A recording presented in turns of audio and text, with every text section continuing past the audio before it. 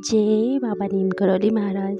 पति की मृत्यु के बाद गंगा देवी अब शांत रहने लगी। जो गंगा देवी हमेशा गली मोहल्ले की रौनक होती थी, सभी से हंसना बोलना खिलखिलाना रहता था, सभी से बातचीत करती थी और अपने ही नाती पोतों से दादी की आवाज़ सुनकर खुश हुआ करती थी। अब उनके ही बेटी बहू द्वारा धीरे धीरे उनको दरकिनार कर दिया गया, उन्हें अलग थलग कर दिया गया।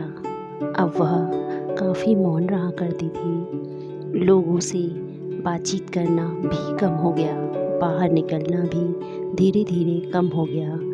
अक्सर बहुत उदास रहा करती थी, किसी के पूछने पर भी वह कुछ बातें नहीं बताती थी। बेटी बहू ने गंगा देवी को दरकिनार कर दिया। सब अपनी ही दुनिया में थे और ऐशो आराम की ज़िंदगी जीने लगे। गाड़ी, अपने शौक सब पूरे करने लगे और धीरे धीरे गंगा देवी जैसे किसी डर से डर रही हो, ऐसी स्थिति में आ गई और हमेशा घबराने लगती थी। किसी के साथ उठना बैठना भी कम हो गया। एक बार तो उन्होंने किसी करीबी से अपनी मृत्यु तक की आशंका जता दी थी कि धन संपत्ति के लालच में कहीं उन्हें मार ना दिया जाए। उनके बेटे बहू ज़्यादा लोगों से उन्हें मिलने जुलने नहीं देते थे। धीरे धीरे वह शांत सी होने लगी, लेकिन उनका स्वास्थ्य बिल्कुल ठीक था। किसी तरह की बीमारी या कोई भी ऐसी चीज़ उनके संग नहीं हुई थी। इसके बावजूद एक दिन अचानक पूरे मोहल्ले में खबर फैल गई कि गंगा देवी की मौत हो गई है, और वो भी सीढ़ियों से गिरने के कारण रात 12 बजे। ऐसा सुनने में भी असंभव सा लगता है, क्योंकि गंगा देवी को अपने घर के एक एक चप्पे की आदत थी और उन सीढ़ियों से गिरना लगभग नामुमकिन सा था। लोगों को भी बहुत संदेह हुआ। कई लोग तो ये कहते हैं कि जब उनके अंतिम दर्शन के लिए गए तो उन्होंने शरीर पर कुछ ऐसे निशान देखे जिससे उन्हें संदेह हो रहा था जैसे गंगा देवी की हत्या हुई हो, लेकिन डर के मारे किसी ने कुछ नहीं बोला और गंगा देवी अंतिम विदाई के लिए तैयार हो गए।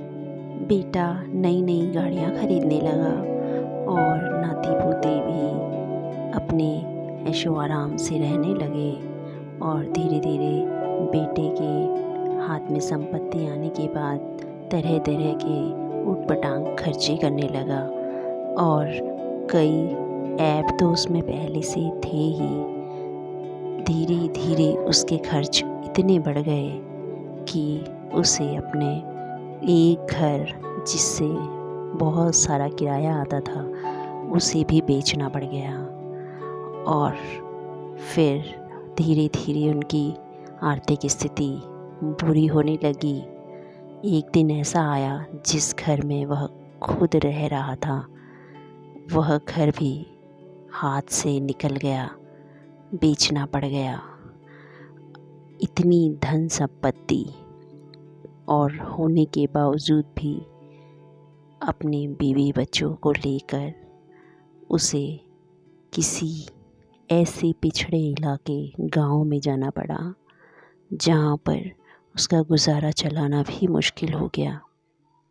ये घटना कोई सुनी सुनाई कहानी नहीं है, आपके आसपास भी हुई होगी। इस प्रकार दादी नानी से सुनी हुई हमने बातें कि कर्म लौट के आते हैं, ये बात सत्य है और इसीलिए हमें अपने कर्मों का सबसे ज़्यादा ध्यान देना पड़ता है कि हम क्या कर रहे हैं। किसी को हमारे कर्म से कोई परेशानी तो नहीं हो रही, दुख या तकलीफ़ तो नहीं हो रही है।